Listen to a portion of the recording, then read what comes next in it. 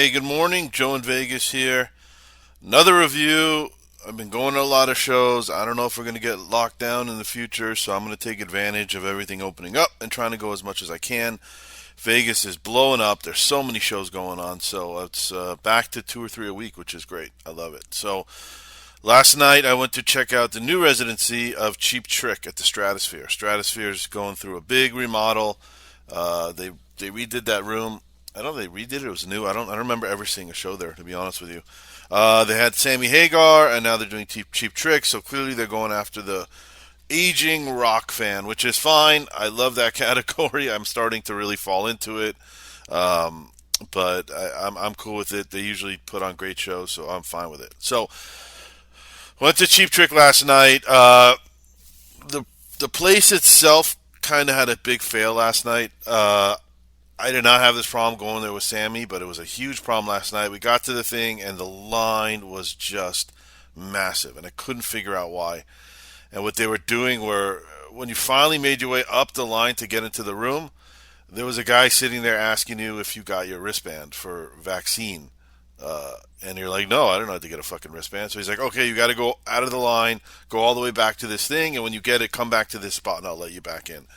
That caused a major traffic jam. It was retarded. I mean, it was just like the stupidest way to handle that. So you had people leaving the line, then cutting back in, was pissing off the people in the back because they didn't understand what was happening, made for major gridlock. Once you got past that person and you got through the security, someone scanned your ticket, then you got to the single door to the venue where somebody again checked your ticket and then waited for an usher to come to the back of the room, grab you, and walk you to your seat. And then the next guy would be held at the front door until an usher came, grabbed you, and took you to your seat. I've never seen anything like that. It caused this massive line. I felt terrible. A lot of people missed the first three or four songs for sure. A big fuck up.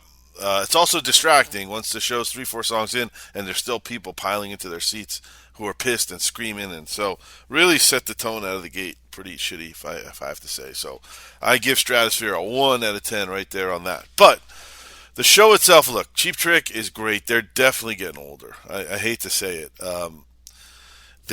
Rick looks really old. Robin, it looks good, but I think he hides it really well. He's got a big hat and sunglasses, and he used to change his hats, if I remember the last time I saw them.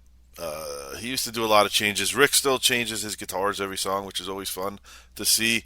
He didn't pull out such elaborate ones, but except obviously the one at the end, the big one. But it's a small stage, so it's hard for me to judge them. But there really wasn't a lot of moving around at all. And Sammy had the same stage, and I don't recall ever thinking, God, they're not moving. Sammy seemed to be moving pretty well. So I don't know if it's them. I don't know if they're older, tired, off night. I don't know what it was, but it seemed just bland. Now, lucky for them, they're good musicians and they have good songs. So let me get to the set list. I had a big problem with the set list. There were some highs and lows, but Hello There, You Got It Going On, Blood Red Lips, I Don't Love Here Anymore, Heart on the Line. They did a John Lennon cover of Give Me Some Truth. Then this was cool. They did Rebel Rebel by David Bowie. I never heard them play that before. That was pretty cool. I was pretty surprised. It's not a song you get to hear big bands cover a lot. Then a Magical Mystery Tour, which I think they've done in the past, but I don't think I've ever heard it. But it's just nice to hear those songs live, playing by a really good band. She Said, another Beatles cover. Can't Stop Falling in Love. I don't think they played that for a long time. Welcome to the World. I don't think they've played that for a long time either. The In Crowd, Doobie Gray cover. Radio Lover, No Direction Home.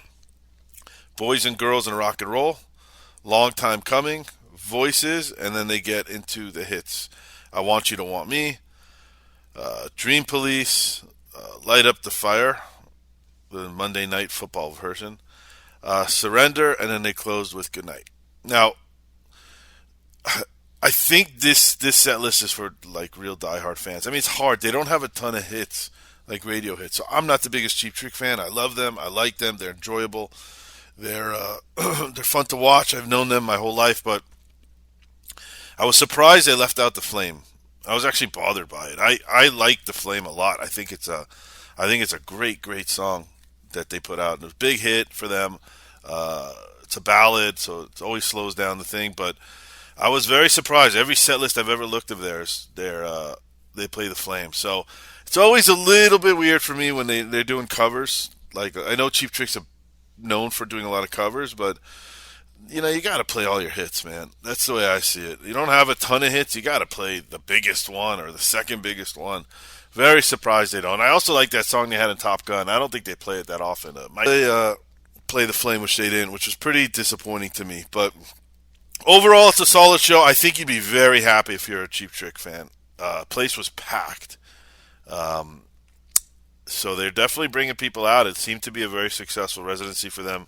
I think they're scheduled to come back. I'm not sure. I think they will, based on how crowded it was in there. I think it's a show. If you're a Cheap Trick fan, you're in heaven.